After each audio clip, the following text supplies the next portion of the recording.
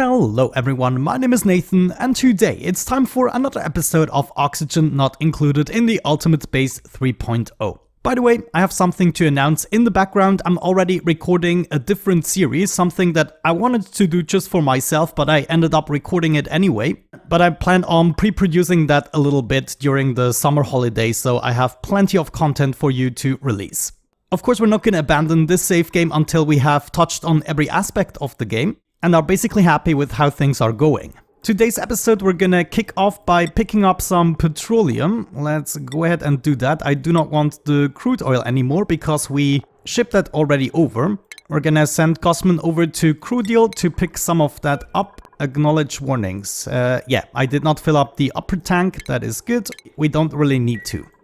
You know, I just noticed eventually we are going to melt these insulated tiles over here, but I just wanted to make sure that we are actually picking up the petroleum and not the oil, so I need to rearrange a few things. It would be better to just have one loading port per liquid, so that is actually something that I want to change, though I'm not sure. Everything here is gonna melt. Maybe we should take care of the cooling system. But then on the other side, I would like to switch to petroleum rockets for the liquid shipping in the future, because we have the petroleum here and it's basically gonna be an automatic thing. I do not want to use the rad engines.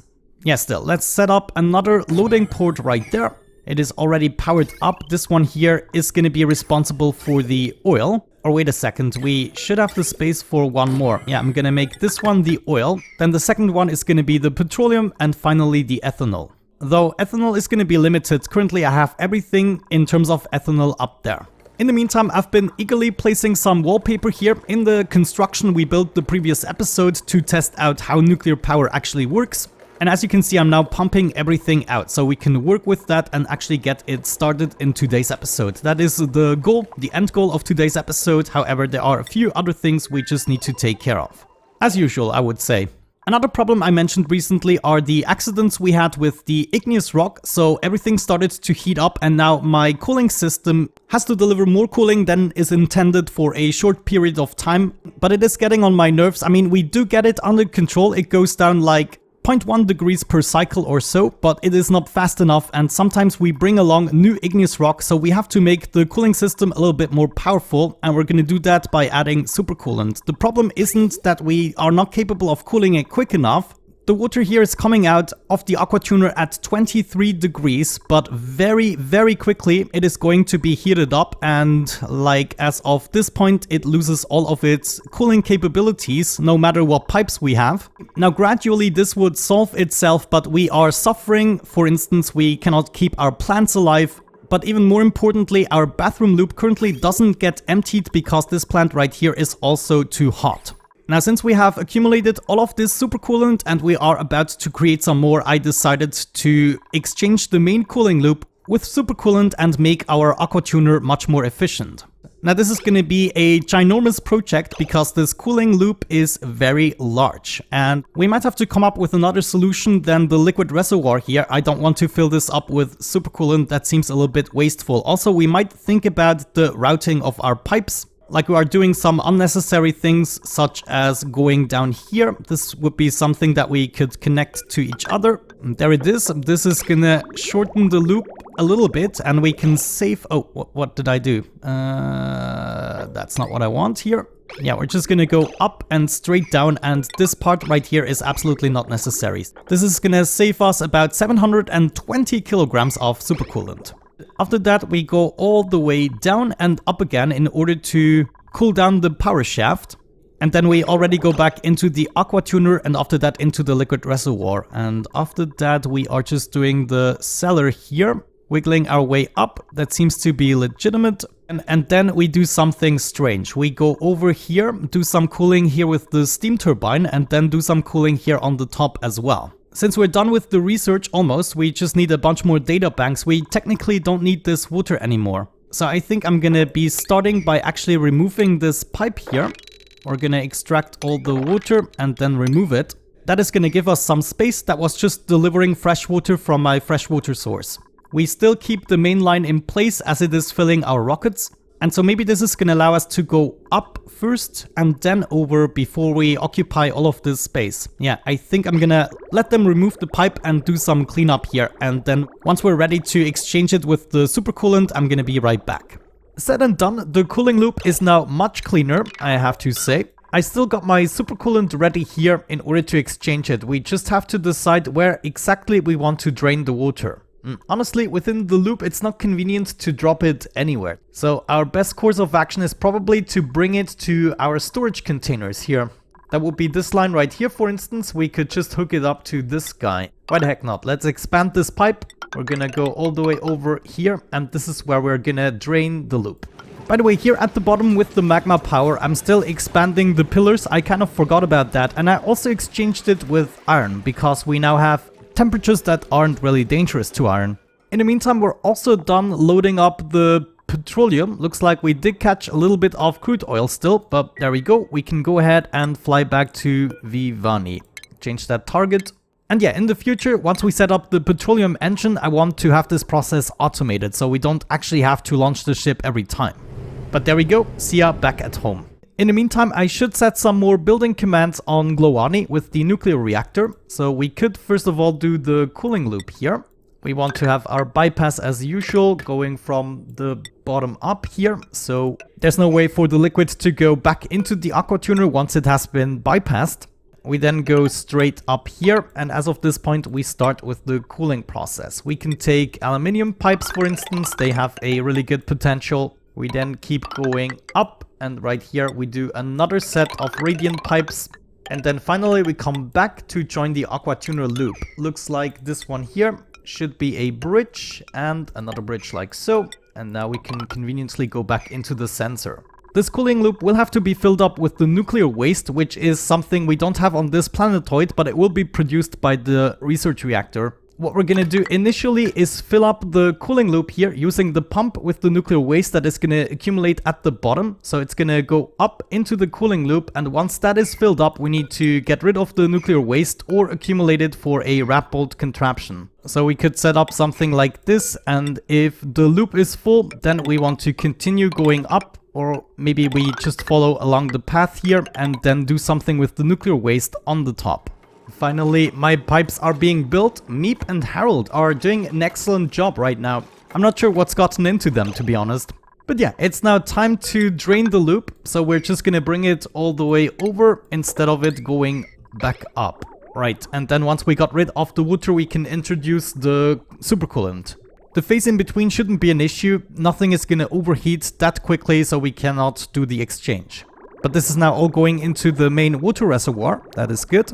And I would say as soon as we don't have anything left in the liquid reservoir, we can get started. The supercoolant, where do I have that? Right there. So we can snatch it up from here, bring it into the loop. Maybe I'm already gonna prepare that with a little bridge, but we don't quite want to hook it up yet. There's 400 kilograms left in the liquid reservoir, and I'm gonna wait until we reach the point where I want to introduce the supercoolant so we can have a smooth exchange. We just arrived with the rocket. Now I need to make sure we actually extract more of the petroleum. I should be able to do it through the same line here. So we're getting the petroleum out of there, but looks like I do not have enough oil storage. Man, I'm improvising quite a bit with those storages, sorry. But we just need enough space to actually let the petroleum go through, and then we can craft some more supercoolant. Looks like I have to extract my pipes here just one more time before we exchange the cooling loop, and then hopefully everything is gonna return to normal. I bet it will. Because exchanging water with supercoolant is the same thing as adding more aqua tuners, just from a different perspective. There we go. The last water just went through. We are now able to hook this up and introduce the supercoolant. Very nice. I wonder just how much of our reserves we're gonna use. It is my biggest cooling loop after all. Okay, now we need to be a little bit careful. There's the supercoolant, there is the water. We only want to get rid of the water, right? And stop. Perfect. Now we can connect these together. water is gonna go away, supercoolant is gonna fill up, and it is actually really necessary because of course sometimes they are dragging away the hot materials, so we do have hot materials in there, and what is happening is they sometimes drop it on the floor here, and what's even worse is my system here of course is bringing the hot materials to wherever we need them amongst the base, and therefore this little row here is getting heated up quite a bit. But this is soon all gonna be better because of the supercoolant. And of course, let's have a look over here. Yeah, we did use up a row of supercoolant, but producing it kind of happens in the background and it really wasn't a struggle. Now we're going through the aqua tuner that is set to 23 degrees. Let's do 25, that should be better. And then it's going into the liquid reservoir. I want to fill up the liquid reservoir with 500 kilograms of supercoolant before I enable it again. Wait a second, looks like there is supposed to be a connection where there is not. Yeah, this is supposed to go this way. Now at the moment, are we filling this up? 60 kilograms, okay. At exactly 500 kilograms, we're gonna stop it, wonderful, and then we can connect the pipe again, so it goes out and finishes the loop. This way we still have a reservoir that kind of equalizes the temperatures that is coming out of the liquid reservoir, and we don't have our supercoolant packets all over the place in terms of temperatures. Now this will be interesting. The supercoolant at the moment is 30 degrees and we already know that we do have a heat problem here, but we should be seeing that change very dramatically contrary to the water we had previously. Now having two hot materials might be a topic for the foreseeable future, so we'll have to make sure that this part here is a little bit better secured. And one way we can accomplish that is by exchanging the pipes here with aluminium pipes. The rest should be fine. I mean, we might have to do it somewhere else, but this is the most dangerous place where it could happen. Good, now we're almost through with the cooling loop. I'm already gonna remove the liquid bridge over there. And our loop is finally completed. Let's see, could we keep up with the 500 kilograms? Yeah, a little bit more, that is good. And now our aqua tuner can go to work and we can really start to cool things down here and eventually also across the base, of course. But yeah, I'm really glad we took care of that. It was about time. It would have taken ages otherwise. I'm actually really glad we're fondling with the supercoolant as of this point. Alrighty, we're back here on Glowani. I took myself the liberty of cleaning up a few things on various planetoids. Now I'm rebuilding the research reactor, but I also want to implement an automation switch to shut it off. I also installed an auto sweeper here, a conveyor chute and a weight plate, and this way I kind of want to regulate how much fuel it gets every day. It can store 60 kilograms of enriched uranium inside, which would last it 6 days, but I only want to provide it 10 kilograms per day. So what I'm gonna do is set up a conveyor meter. This requires plastic, so we probably need to build this outside of the contraption. I guess we could set it up right here, and then we also need a cycle sensor. The cycle sensor I'm gonna set inside the contraption, so I better know what it belongs to. We're gonna hook this up right here, and then we also need to get a conveyor loader running. Eventually this could be an issue. We might have to cool down the conveyor loader, but yeah, I just have to remember that. We can then go from the conveyor loader into the regulator there and into the chute. And what I want to do is, oh, actually this way we don't even need the weight plate. Yeah, let's get rid of the weight plate. We regulate it with the meter valve instead of the weight plate. This is a little bit more exact. Something else I did in between the clips is I brought over some more fossils from Crudial, and before I forget about that, no, it's already too late. My rat bolt generators melted down, but I managed to send over quite a bit of fossils. How much do I have left here? Still 22 tons, but I just needed some for the steel production. As a matter of fact, I actually ran out again, so it might be a good idea to replace those rat bolts. So we'll have 2 of these guys facing down, and then I can send over some more fossil. Just to check on the main planetoid, you can now see everything is cooling down. We're already down to 30 degrees from 37. And now gradually this green wave is gonna come back. My bathroom plant here is already working again, soaking up all the poop water.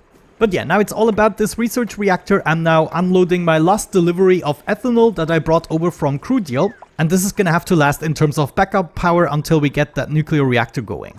Now I kind of need to be careful. I don't want to have the enriched uranium in there already. Right, we want to maybe disable the building. I cannot even do that. So we're gonna make it very low priority, and then we're gonna make this automation wire and the switch very high priority. Oh, actually you can get 180 kilograms of enriched uranium into the research reactor. That would be 18 cycles. Holy cow. But there, now it should be disabled. That is good. And I'm gonna disable the switch as well, so nothing can go wrong while I'm not looking.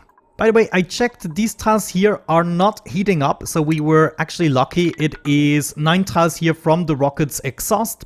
That added up pretty nicely, and I consider myself lucky. Now we're just waiting for the rest to be finished, then we have to think the design through once again, and then we can enable it to wrap up the episode. What else happened?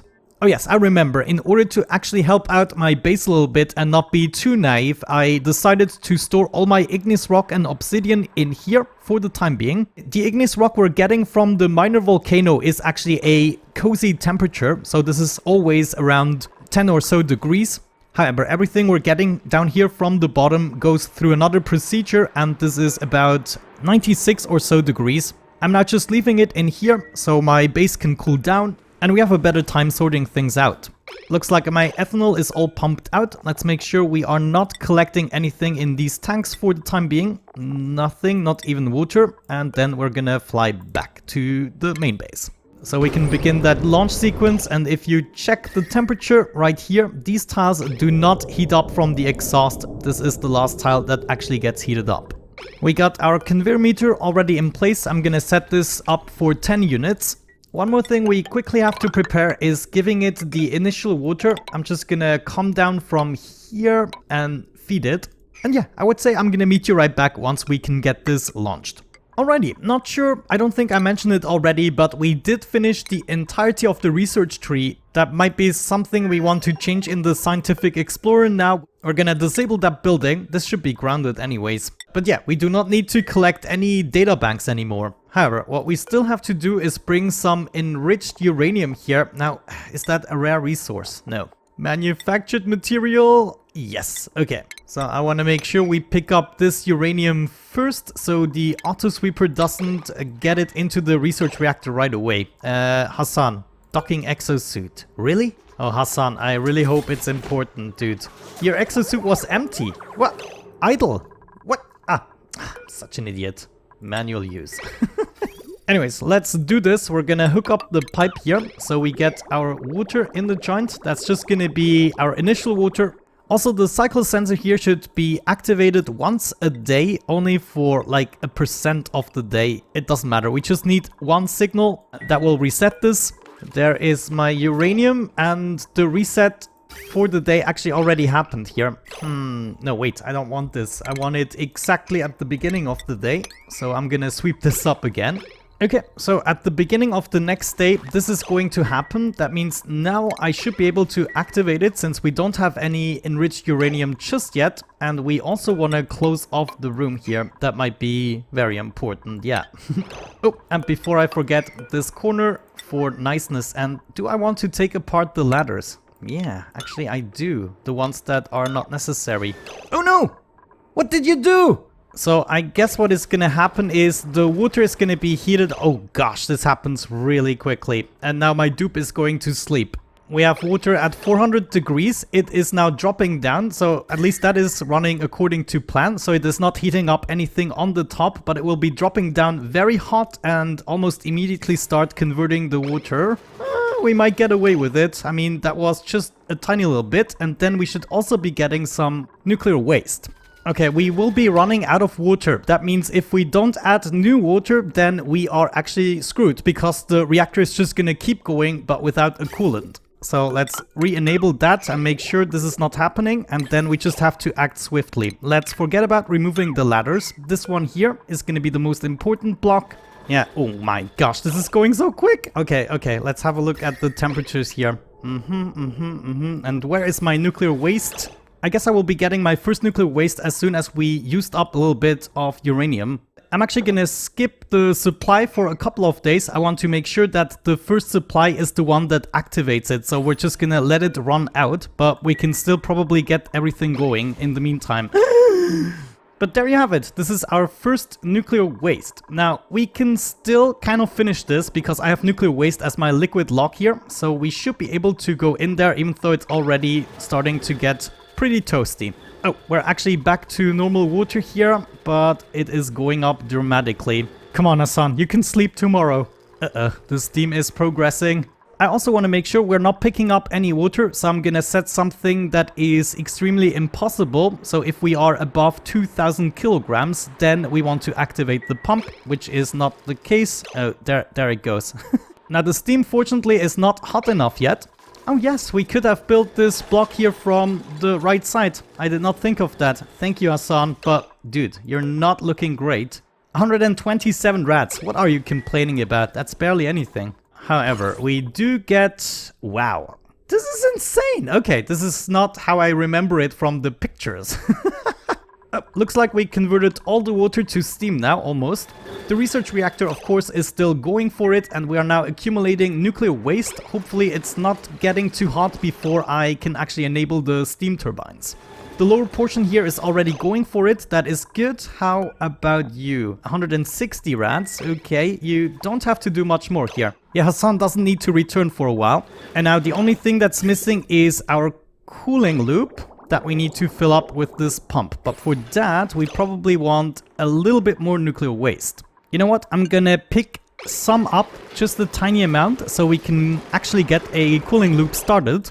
Now, I probably should have run this through the aqua tuner first, because now we're gonna first overheat the steam turbines before we actually start to cool them down, so...